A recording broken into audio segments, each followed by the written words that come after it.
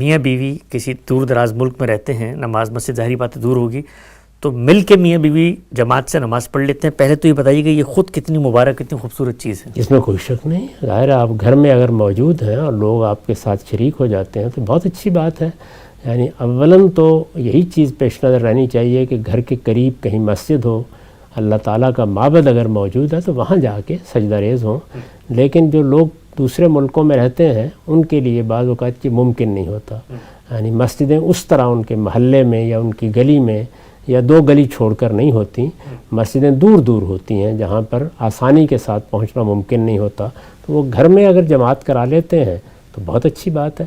اور اس میں جو انہوں نے بیان فرمایا ہے کہ ہم مغرب اور عشاء اس طرح ملا کے پڑھتے ہیں، یہ بھی ظاہر ہے کہ مشقت کا اگر موقع ہے یا کوئی ایسی صورت پیش آ گئی ہے جس میں رات دن کے اوقات اس طریقے کے نہیں ہیں تو اس میں دو نمازیں جمع کی جا سکتی ہیں۔ جو نمازیں جمع کی جا سکتی ہیں کسی ضرورت کے تحت، وہ ظہر اور عصر ہیں اور وہ مغرب اور عشاء ہیں۔ وہ مقدم کر کے بھی جمع کی جا سکتی ہیں، مؤخر کر کے بھی جمع کی جا سکتی ہیں، اور اگر وہ نمازیں جمع کی گئی ہیں تو ان دونوں کی جماعت بھی کرائی جا سکتی ہے۔ یہ دیکھیے خود سنت میں یہ چیز ہمارے سامنے حج میں سامنے آ جاتی ہے، وہاں ہم اسی طریقے سے ظہر اور عصر کو ملا کے پڑھتے ہیں اور پھر مغرب اور عشاء کو ملا کے پڑھتے ہیں، تو اس میں بھی ایسے ہی ہوتا ہے۔ آپ چاہیں تو اکیلے پڑھ لیں اور چاہیں تو دونوں نمازوں کی جماعت کرا لیں۔